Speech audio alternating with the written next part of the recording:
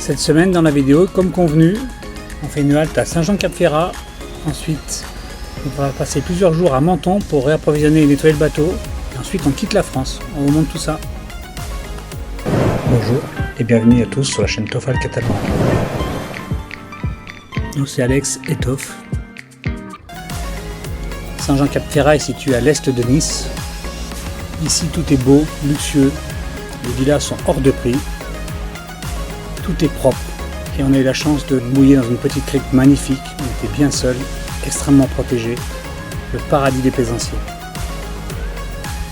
Sous cette chaleur accablante, les journées sont rythmées de paddle, baignade et évidemment des balades.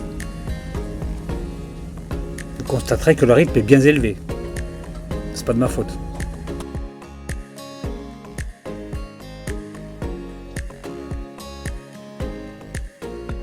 Il était temps pour nous de reprendre la mer en direction de Menton, où une étape importante nous attendait pour le nettoyage du bateau et l'avitaillement. Toujours autant de place pour garer le bateau, mais on commence à s'y habituer. Il faut noter que tous les déplacements se font en trottinette, y compris pour les courses. Parfois c'est rock'n'roll. Menton est une vieille ville magnifique, très colorée, qui possède de nombreuses petites ruelles. Un peu comme un vieux centre ancien comme Chambéry. Néanmoins, elle possède énormément d'escaliers. Et comme d'habitude, nous sommes partis en tongs, l'idéal dans les escaliers. Après plusieurs allers-retours au Super U ou au marché, le bateau est approvisionné. Et on a quand même pu profiter largement de la belle balade qui se situe entre les deux ports. Vous remarquerez que c'est pas moi qui donne le rythme de la marche encore.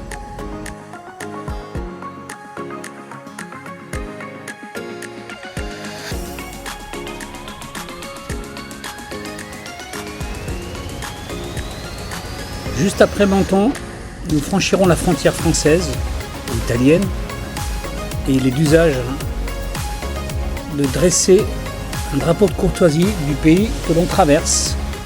Donc on s'est exécuté dès le matin, on a dressé le drapeau italien.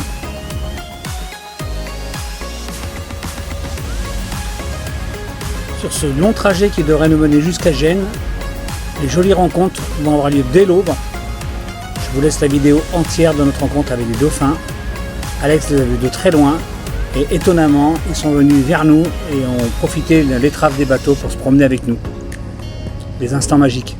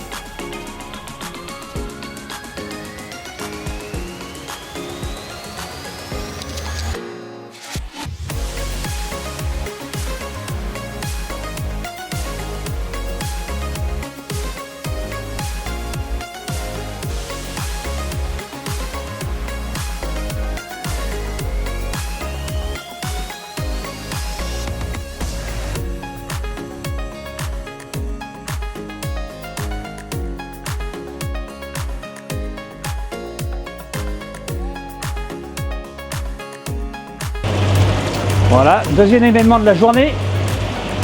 Après le lever des couleurs italiennes, puisqu'on a passé la frontière, on a mis à l'eau de la canne à pêche. Alors on n'est absolument pas pêcheur, ni l'un ni l'autre. On a une formation accélérée lorsqu'on a acheté la canne à pêche. Et on va essayer de filmer tout ça. Ça pourrait être drôle parce qu'on n'y connaît rien. Et voilà, et on va essayer de ne pas se foutre les mains dans le bordel là. À un moment il n'y a pas de nœuds, mais ça commence bien, il y a déjà des nœuds.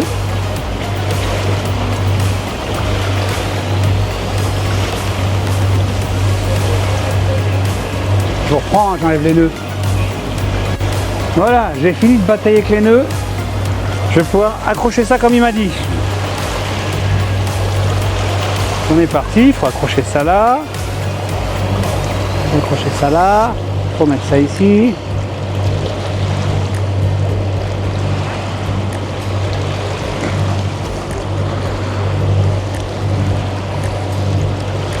Il faut mettre ça dans l'eau. trop faire filer.